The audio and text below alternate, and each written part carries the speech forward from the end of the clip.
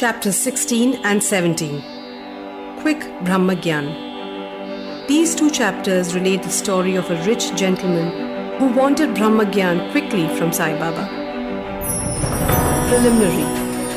The last chapter described how Mr. Cholkar's vow of small offering was completed and accepted. In that story, Sai Baba showed he would accept with appreciation any small thing offered with love and devotion. But if the same thing was offered with pride and haughtiness, he would reject it. Being himself full of Sai Chit Anand, pure consciousness, knowledge and bliss, he did not care much for mere outward formalities. But if an offering was made in a modest and humble spirit, the same was welcome and he accepted it with pleasure and avidity. In fact, there is no person more generous and benevolent than a Sadguru like Sai Baba. He cannot be compared to the Chintamani Jew, the Kalpatru or the Kamadhenu. They give us only what we desire. But the Sadguru gives us the most precious thing that is inconceivable and inscrutable. Now let us hear how Sai Baba disposed of a rich man who came to him and implored him to give him Brahma Gyan. There was a rich gentleman. Unfortunately, his name and whereabouts are not mentioned. He was very prosperous in his life. He had amassed a large quantity of wealth, houses and lands, and had many servants and dependents. When Baba's fame reached his ears, he said to a friend of his that he was not in want of anything, and so he would go to Shirdi and ask Baba to give him Brahma Gyan, which if he got would certainly make him more happy. His friend dissuaded him, saying, "It is not so easy to know Brahma, and especially for an avaricious man like you, who is always engrossed in wealth, wife and children.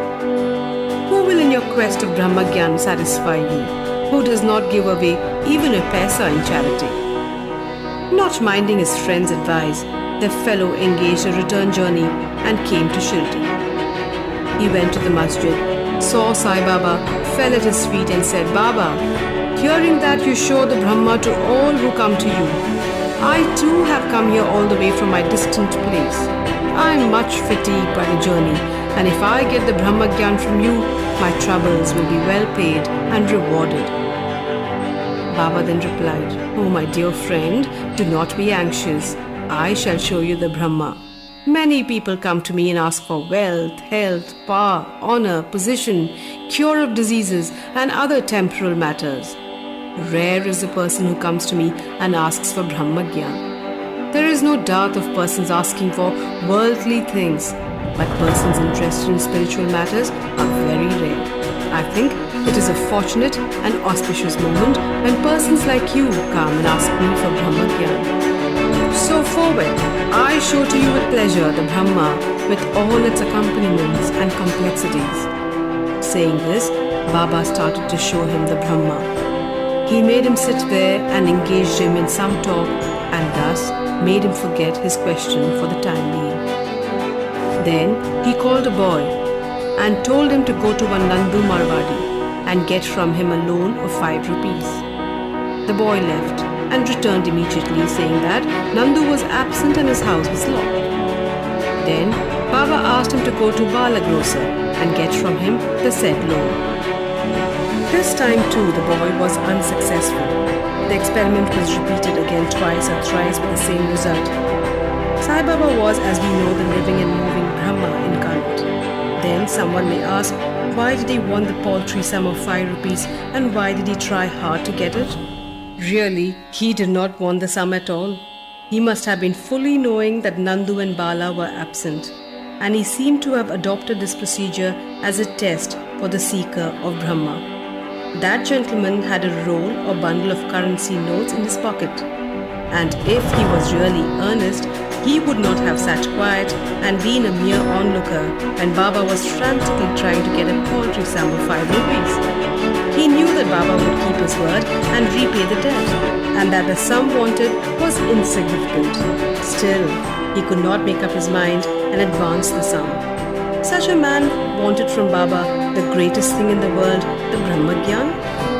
Any other man who really loved Baba would have given him 5 rupees at once instead of being a mere onlooker. It was otherwise with this man. He advanced no money, nor did he sit silent, but began to be impatient as he was in a haste to return and implored Baba, saying, "Oh Baba, please give me the Brahma Gyan soon." Baba replied, "Oh my dear friend, did you not understand all the procedure that I went through, sitting in this place, for enabling you to see the Brahma? It is in short this: for seeing Brahma, one has to get 5 things. That is, surrender 5 things of 5 pranas, 5 senses, mind, intellect and ego. This path of Brahma Gyan or self-realization is as hard as to tread on the edge of a razor." Sai Baba then gave a long discourse on the subject, the essence of which is given below. Qualifications for Brahma Gyan or self-realization. All persons do not see or realize the Brahma in their lifetime.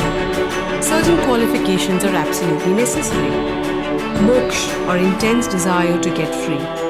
He who thinks that he is bound and that he should get free from bondage and works earnestly and resolutely to that end and does not care for any other thing is qualified for the spiritual life. Second, virakti, or a feeling of non-attachment with the things of this world and the next. Unless a man feels disgusted with the things, emoluments and honors which his actions would bring in this world and the next, he has no right to enter into the spiritual realm. Third, antarmukh, introversion. Our senses have been created by God with a tendency to move outward, and so man always looks outward and not inward.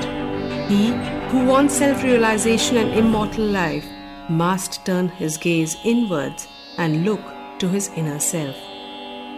Catharsis, which is eliminating all base ideas and emotions. Unless a man has turned away from wickedness and stopped from doing wrong and has entirely composed himself, and unless his mind is at rest, he cannot gain self-realization even by means of knowledge. Fifth, right conduct. Unless a man leads a life of truth, penance and insight, a life of celibacy, he cannot get God realization. Sixth, preferring shreyas to praise. These are 2 sorts of things, namely the good and the pleasant. The former deals with spiritual affairs and the latter with mundane matters. Both these are open to man for acceptance. He has to think and choose one of them. The wise man prefers the good to the pleasant, but the unwise, through greed and attachment, chooses the pleasant. 7th, control of the mind and the senses. The body is the chariot and the self is its master. Intellect is a charioteer and the mind is its reins. The senses are the horses and the sense objects are their paths. He who has no understanding and whose mind is unrestrained has his senses unmanageable like the stray horse of a charioteer. It does not reach its destination but goes through the round of births and deaths. But he who has understanding and whose mind is restrained has his senses under control. Like the good obedient horse of a charioteer, it reaches its destination. That is a state of self-realization when he is not born again. The man who has understanding of his charioteer and is able to rein his mind reaches the end of his journey, which is the supreme abode of all-pervading Lord Vishnu. 8th, purification of the mind. Unless a man discharges satisfactorily and disinterestedly the duties of his station in life, his mind will not be purified. And unless his mind is purified, he cannot get self-realization. It is only in the purified mind that vivek or disattachment to the unreal crops up and leads on to self-realization. Unless egoism is dropped, avarice is got rid of, and the mind is made desireless, self-realization is not possible. The idea that I am the body is a great delusion, and attachment to this idea is a cause of bondage. Leave off this idea and attachment, therefore, if you want to reach the goal of self-realization. 9th, the necessity of a guru. The knowledge of the self is so subtle and mystic that no one could, by his own individual effort, ever hope to attain it. So the help of another person, a teacher, who has himself got self-realization, is absolutely necessary. What others cannot give with great effort and pain can be easily gained with the help of such a teacher, for he has walked in the path himself and can easily take the disciple step by step on the ladder of spiritual progress. 10th, lastly, the Lord's grace is the most essential thing. When the Lord is pleased with anybody, He gives him vivek and vairagya and takes him safe beyond the ocean of mundane existence. The self cannot be gained by the study of Vedas, nor by intellect, nor by learning. He whom the self chooses gains it. To him the self reveals its nature, says the Katha Upanishad. After the dissertation was over, Baba turned to the gentleman and said, "Well, sir, there is in your pocket the Brahma in form of 50 times of 5 rupees. Please take that out." The gentleman took out from his pocket the bundle of currency notes, and to his great surprise found on counting them that there were 25 notes of 10 rupees each. Seeing this omniscience of Baba, he was moved and fell at Baba's feet and craved for his blessings. Then Baba said to him, "Roll up your bundle of Brahma," namely the currency notes. "Unless you completely get rid of your avarice or greed, you will not get the real Brahma. How can he whose mind is engrossed in wealth, progeny and prosperity expect to know the Brahma without removing his attachment for them? The illusion of attachment or the love for money is a deep, eddy whirlpool of pain, full of crocodiles in the form of conceit and jealousy. He who is desireless can alone cross this whirlpool. Greed and Brahma are asunder as poles.